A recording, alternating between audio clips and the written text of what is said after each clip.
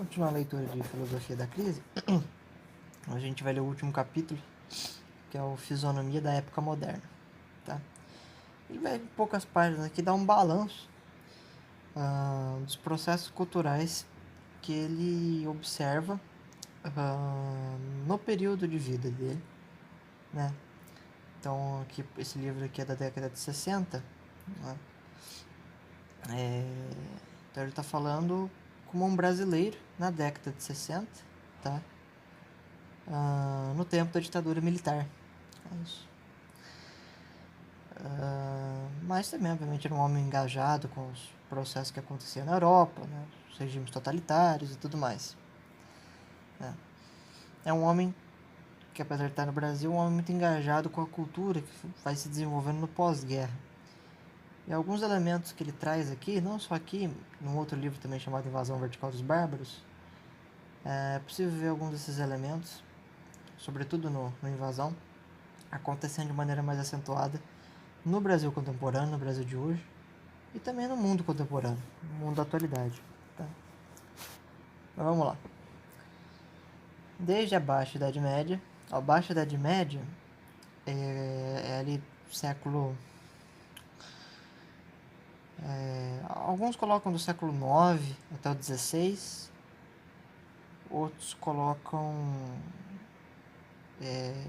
século XI ao XV, XVI, tá? Continuando.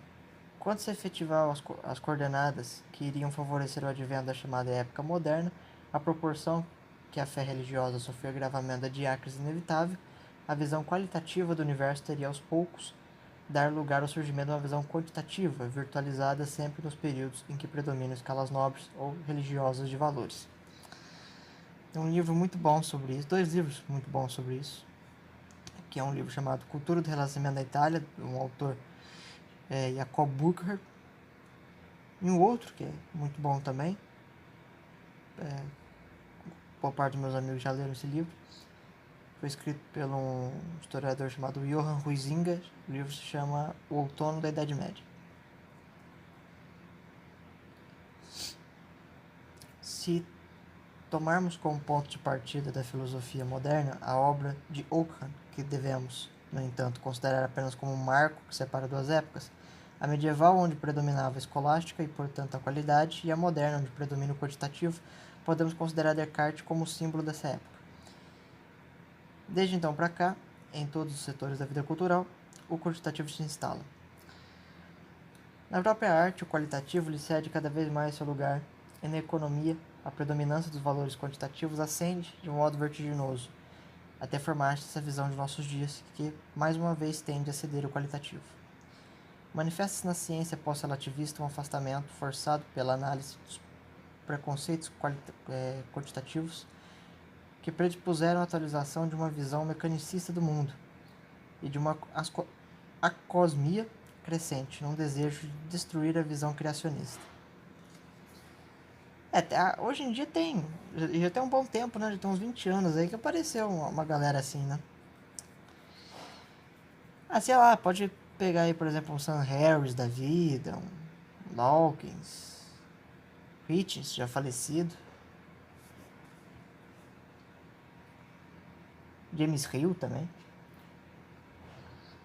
Continuando, uma visão dialética não pode prescindir das duas ordens energéticas que se manifestam no cosmos: a ordem quantitativa dos fatores de extensidade e a ordem qualitativa dos fatores de intensidade. Isso ele está remontando lá a filosofia e cosmovisão. Gravei uns vídeos sobre isso em 2020. O espírito utilitário vitorioso provocou o domínio do quantitativo, pois o racionalismo moderno é uma expressão quantitativa e extensista do operacional humano, aplicado à visão do mundo por uma determinação de origem genuinamente afetiva, que tende a atualizar os aspectos quantitativos e virtualizar os qualitativos. Quem se põe a examinar o processo da vida moderna vê facilmente quanto o extensista, o quantitativo, impõe-se na atualização dos fatos, como até no modo de dar-se das coisas modernas. A medida de todas as coisas é a quantidade, e as coisas valem pelo quanto que têm, e não pelo quais que são. A própria qualidade, reduzida à quantidade, só é compreendida quando quantitativamente considerada. Todo processo racionalista é um processo tensista, um modo de calcular uma logística, como diria Pitágoras. Não se apreciam as coisas, mas se contam. Não se avaliam os valores, mas apenas os tensistas dos valores. E é com quantidades que se mede tudo. E tudo vale quanto tem e o quanto é. Instala-se assim a crise entre a qualidade e a quantidade. São definitivamente separadas, ao ponto de a segunda ser considerada como uma manifestação da primeira, a qual que ela se reduz. É um processo que dá o advento ao materialismo, ou até a práticas mais triviais, como por exemplo um consumismo latente, né? Onde o QI da pessoa é medido pelo quanto de dinheiro que ela tem. É um exemplo de coisa que acontece na vida prática com esse tipo de interpretação de mundo. É verdade que em muitos não há consciência dessa situação, e que ainda não encontramos cujos frutos estamos colhendo. Chegou-se a construir uma cosmovisão integralmente quantitativa, e como a qualidade tomada abstratamente, presta-se muito bem à matemática, e esta oferece a possibilidade de cálculos perfeitos. Parecia ter se encontrado o caminho para uma explicação acabada do universo, pela matetização quantitativa da natureza. É a teoria de tudo, tá? Física relativista. Aquele desejo, aquele afã para conseguir uma fórmula que integrasse todas as coisas. É que vem se mostrando cada vez mais difícil, né? Cada década que passa, o universo se mostra mais complexo e a fórmula, em vez de ficar mais próxima, ela fica sempre mais distante, né? E aí você está lá de boa, procurando indícios para fortalecer a teoria das cordas e de repente encontrar essa fórmula ou conseguir montar essa fórmula. E aí você tem que parar no meio do caminho porque o telescópio James Webb acabou encontrando galáxias que contradizem até então considerado o modelo definitivo da teoria do Big Bang. Então aí você já começa a suspeitar de que o modelo está equivocado e o universo não surgiu do jeito que se pensava ter surgido. Separa o serviço no meio e começa a trabalhar com um problema que apareceu recentemente. Então aquele sonho que você tinha tem que ser adiado. E cada vez mais tem sido adiado. Dessa forma, o mundo era apenas uma obra de arte, de uma ordem matemática, no sentido restrito em que essa palavra foi tomada, não no sentido eminentemente amplo dos pitagóricos, como a técnica da construção de conteúdos do saber supremo. Aí tem uma nota de rodapé importante. Mateses é a suprema instrução, matema, o conteúdo da matese. O sufixo ica aponta a técnica para adquirir, para alcançar os conteúdos da instrução suprema. Nesse sentido genuíno é que os pitagóricos consideravam a matemática e chamavam de logistique a matemática como cálculo de quantidades. Essa era a maneira esotérica externa de apresentar a mateses para os aprendizes, os iniciados do grau Paraskeie. Julgou-se que essa era a única forma de matematizar o mundo. E quem poderia chegar a essa opinião senão aqueles que viam abstratamente o mundo, reduzindo apenas ao quantitativo? Tá, então você tem aí o Paraskeie, que é a introdução, o Cartátesis e por fim os Teleiotes. Tá? Vem da raiz de telos. Teleiote significa aquele que está finalizado. Bonito, né? Não poderia matemática na fase de domínio do quantitativo ser diferente. Hoje ela pode penetrar e já penetra, quer queiram ou não alguns de seus cultores, no campo do qualitativo. As incertezas de Heisenberg e as determinações são já um apontar dessa marcha inevitável, como são certos cálculos modernos, que se não alcançam os mais elevados, é porque a visão extensista ainda domina poderosamente os pensamentos matemáticos. Acho que dá para considerar também os experimentos de Schrödinger, tá? Aquela busca, aquele anseio matemático pela hiperposição.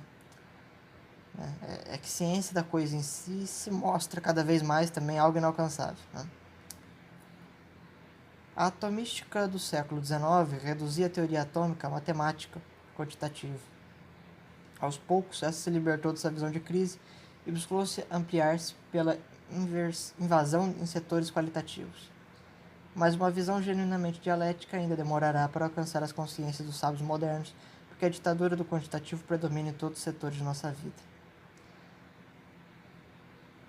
Tem alguns estudos também de limitação em lógica, teorema da completude, os teoremas da incompletude de Gödel, tem teorema de Lindström. Outros estudos que fazem balanceamento entre qualidade e quantidade que são interessantes, né? Entropia de Shannon. Então tem bastante coisa, bastante exemplo concreto legal aqui para se relembrar na leitura desse capítulo. A visão meramente quantitativa é uma manifestação acósmica de certas escolas modernas que deformam ao excesso e destroem a ordem da realidade para substituí-la por uma ordem ideal, onde a imaginação nem sempre alcança um ponto eminente, por ser mais destrutiva que construtiva. Todas essas manifestações são revelações de crise e não uma superação como é a síncrise. Observados os setores de processo histórico que vivemos, em todos eles é fácil verificar seu abstratismo quantitativista, que se processa de modo crescente até atingir suas últimas consequências, como vemos em certos cientistas, que julgam ter alcançado a verdade quando tudo reduzem a fórmulas matemáticas quantitativas. Mas os próprios fatos se encarregam de desmenti-los, e é como um assombro e inquietação que aqueles se negam a encaixar-se em suas fórmulas. Por isso, a própria ciência moderna, que é inegavelmente um ponto alto de nossa época, conhece também o estado de crise. E não é sem razão que se fala numa crise da ciência moderna. Tem um livro muito bom do Edmund Husserl sobre isso. Os livros do Thomas Kuhn também são bons, também tratam esse assunto. Seria fácil se quiséssemos encher as páginas de exemplos para robustecer nossas teses, mas basta apenas uma chamada de atenção para tais fatos. Caracteriza-se a nossa época pela intensiva atividade dos fatores de agravamento. Estamos vivendo um período de decadência de toda a esquemática de um ciclo cultural. Não há dúvida que o mito do progresso tão vivido no século passado ainda persistente em nossos dias, em camadas ainda retardatárias, leva a muitos a não aceitar que estejamos vivendo um período não propriamente de refluxo, mas de decadência de uma cultura. Para os que admitem que a história humana conhece apenas um espiral progressivo, nossa época supera todas as outras que já registrou a história. No entanto, um superficial estudo dos fatos logo nos mostraria suficientemente que a história registra períodos de fluxos e refluxos, e o que se chama de progresso humano não é uma linha ascensional que siga o ritmo da sucessão, o ritmo do tempo.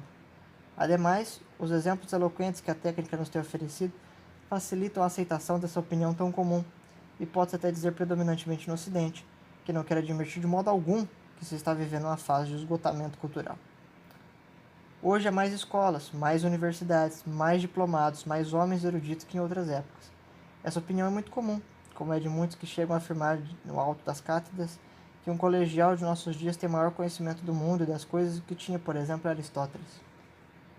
Só uma afirmativa como essa, que está registrada até em obras de conspícuos catedráticos, é suficiente para mostrar a que grau de ignorância chegamos. No entanto, não são poucos os que vão deixando de lado a obra desses autores para volver afanosamente aos autores chamados clássicos, em busca de conhecimento que nossos atuais não oferecem. E tudo isso é um sinal evidente de crise. A crise atual não escolheu setores para atuar. Ela se instala, dominadoramente em todos, e alastra-se em extensidade e intensidade, em graus que não podemos comparar senão com aqueles períodos crepusculares dos ciclos culturais.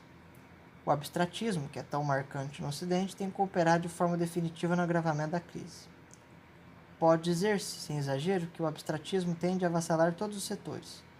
Na arte, ele é mais evidente, pois a arte moderna se caracteriza por sua acentuação abstratista, dissociando valores artísticos para acentuar uns e até em detrimento dos outros, perdendo aquele sentido concreto de cooperação dos valores, que é exemplar nos períodos ascensionais das culturas. Há também o abstratismo que surge, por exemplo, nos períodos juvenis. É quando a arte que se forma vai adquirindo valores novos, que por muitas vezes traz o cunho invariante do valor artístico já atualizado em outros períodos de outros ciclos culturais, mas com a variância que ele empresta esquemática do novo ciclo, com a cooperação dos fatores emergentes e predisponentes que lhes são próprios. Nesse período, o abstratismo não é vicioso, porque dá-se uma marcha do menos para o mais. O que é abstrato tende a tornar-se cada vez mais concreto, pela incorporação dos valores. No período clássico, como geralmente é chamado, vemos uma espécie de equilíbrio entre a criação dos valores e o que eminentemente já se alcançou. Este período marca o clímax da cultura no setor da arte. E é também, por sua vez, o ponto de partida do abstratismo, já vicioso que parte do mais para o menos, pois desde então tende a dissociar-se.